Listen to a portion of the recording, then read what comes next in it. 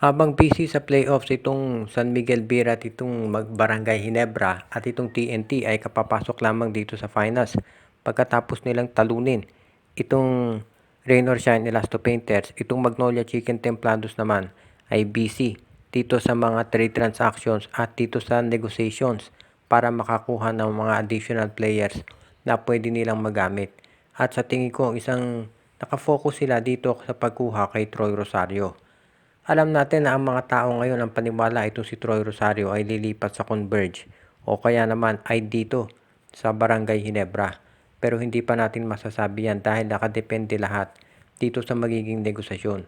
At alam natin na itong Magnolia ay hindi naman pahuhuli pagdating dito sa kagustuhan na makuha si Troy Rosario.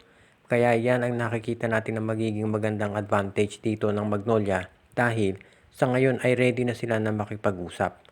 Alam na natin na malaki ang ino-offer ng Converge para dito kay Troy Rosario. Pero sa tingin ko, itong Magnolia Chicken Templados ay pwede nilang gumawa ng paraan para matapatan yung ino-offer nitong Converge Fiber Access o mahigitan pa. At yan ang magiging susi sa pagkuha nila dito. Alam natin na itong si Troy Rosario, napakalaki ng bagay na may itulong yan dito sa Magnolia Chicken Templados.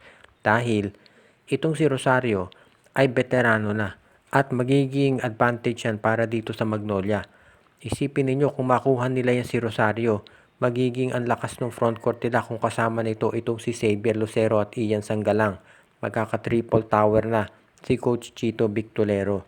Kaya yan sa tingin ko hindi po pwedeng sabihin na dehado dito ang Magnolia Chicken Templados dahil sigurado naman na magagawa nila ng paraan yan at basta magiging sabihin na natin patas itong management ng SMC ay malaki ang tsansa na makuha ng Magnolia itong si Troy Rosario dahil matatapatan nila o mahihigitan yung offers ng ibang koponan. Ngayon, pagdating naman dito sa masasabi nating mga trades, itong Magnolia ay marami dyan. Masasabi rin natin na maraming mga teams ang interesado ngayon dito kay Rom De La Rosa at kay Calvin Abueva, pati na dito kay Jed Mendoza. Actually, ang pinakamataas na interest ngayon ay dito kay James Laput.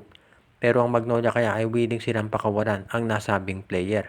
Dahil alam naman natin na itong si James Laput ay 6'10 at bihira ka makakita ng ganyan dito sa PBA. So yan ang aabangan natin ngayon kung ito ay matutuloy.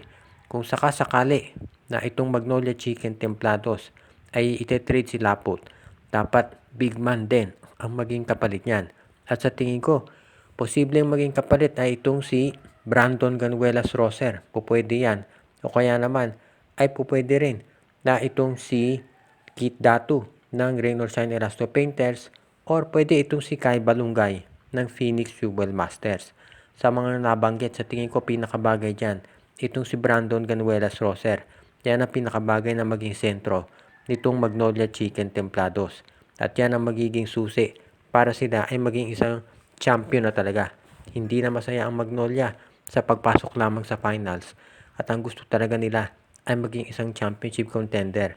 At magagawa nila yan kung sakasakali nga na sila ay magkaroon ng mga legitimate players na magagamit talaga ni Coach Victolero.